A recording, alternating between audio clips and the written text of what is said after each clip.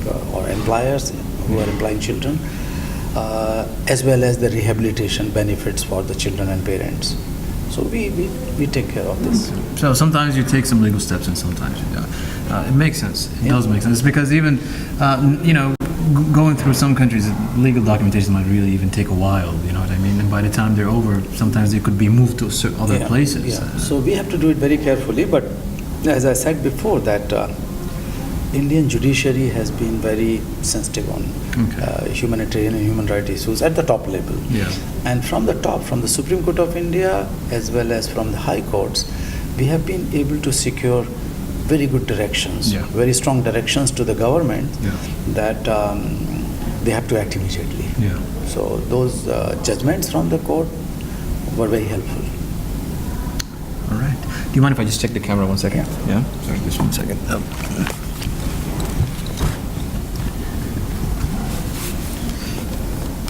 I'm enjoying this conversation. Good, thank you, thank you. I hope I'm not stalling you. No, it's fine. Really hope. And since you have that sentiment which you have experienced, and you told your own story, I did. You questioned your mom the same way I questioned to my teacher and my mom.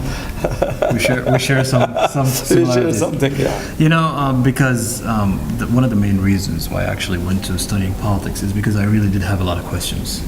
I had a lot of questions, and I felt like I would find answers within the textbook, within professors speaking, but I realized I didn't. Mm-hmm. And sometimes you find answers by meeting real lifetime people like you, and so many great people that we had on the show that experienced their actual. Because we had also a friend of ours previously who came on the show, Elizabeth Lux, who was also a victim of human trafficking. Mm-hmm. Maybe the name you've heard or something. Yeah. So she shared her story, and it was very eye-tearing, to be honest. And I'm really happy to have you here, for you to share such for the public, for the youth people, so they should know what's really happening in the world, the reality of it. Absolutely, because any social change begins with consciousness. Of course. And through you, we are able to bring this issue to many, many young people and many other audience. Yeah. Thank you for that. Can you tell me about your Nobel Peace Prize? Nobel Peace Prize. I've never sat down with someone who has a Nobel Peace Prize before. So Nobel Peace Prize is... How does it even look like? It's a combination of three things. Okay. One is there is a gold medal. All right. I think 400 grams or even more. Okay. But there is no prize for it. So that is one. Secondly, they give cash money, $1 million for every recipient. If it is shared, then it is divided. And then thirdly, they give a diploma. Okay. So three things. So what I did, after my Nobel Prize, I immediately announced that this money will go to the children, not to me or my family. I've never seen or touched that much amount of money in my life, but I decided that there are many fighters fighting for freedom on the ground, and they are struggling for dollar and pennies. So this money should go to those needy activists and organizations. I will manage my things, but this should go to them. So money was gone. Yeah. Secondly, money is not a priority sometimes. So then, of course, no, it's priority for me. Always priority for the organization. But I think it. But there are other people who need more than me. Secondly, the medal, I have given it away to my country, to India. So that never happened in their 100 years of history. It was for the first time of Nobel Peace Prize that somebody has given it to the nation. So I gave it to the President of India, which is lying now in the museum. So any Indian can go, or any foreigner can go and see it. And so is me or my family. We cannot touch. We can see from the distance. Even you, even the man who owned it. No. So now it is owned by the nation. And so diploma was with us, but it was stolen. But police has recovered, so that is about it. So this is a Nobel Prize. Congratulations for it. What year did you win? It was in 2014. 2014, 4 years ago. Yeah, 4 years ago. How does it feel, to just feel like a... feeling, I tell you, that I never expected, I never had an idea. You get a call, be like, hey, you're going to win the Nobel Prize? No, not at all. The call came from a journalist. Okay. And he was so excited. He said, Kailash ji, Nobel Prize, but out of excitement, he could not complete his full sentence. He was an Indian guy, so he was so happy. And I thought, I was working in my office, and I thought that some Indian or some foreigner, someone got a Nobel Peace Prize, so he's asking for some comment from me or bite from me. So I started Googling Nobel Peace Prize 2014, and by that time it did not appear. It's a matter of few seconds. Then it started blinking my name, and then my office colleagues came up in my room, and all of them were so excited and crying out of joy and hugging me and kissing. So I realized, oh, this has happened with me. Otherwise, I could not feel. Took you a while because I was thinking that somebody might have got it, and so then in Google it appeared. So that was fine. But I tell you another story that when I was a child, I had a dream. My dream about Nobel Prize was that one day I'll meet a Nobel laureate, preferably Peace Laureate, which is supposed to be the supreme prize, and then I shake hand with him or her, and then take dozens of photos and keep those photos in all my house, everywhere. And you never knew you would be that. No. So I had to wait for 50 years when I first met a Nobel laureate, and that was His Holiness the Dalai Lama, and he was holding my hand in Germany in a congregation. But I was looking for a photographer, but there was no photographer, so I was very upset. And I told this story to Dalai Lama also. I could not have a photo of any Nobel laureate in my life. And then when my name was announced in 2014, I thought that since I don't have a photograph, I should not miss that chance. So I rushed immediately to my washroom with my smartphone, and I took dozens of selfies in front of the mirror. So I have a photo with the Nobel laureate, the first photo with Kailash Satyarthi. And the years passed, and you became actually a Nobel president, you know. So I took the photo that day with myself, I'm so proud of you. Thank you. I know it's been 4 years later, but whoever knew. Thank you so much for being a part of this show. I really enjoyed this. My pleasure. I wish we had more time. We could have spent hours on the podcast having a conversation. Thank you. Next time, for sure. This is the beginning of our friendship. Of course. Thank you so much. Heart Doha PodCast will be back again throughout Ajyal. Thank you so much for tuning in.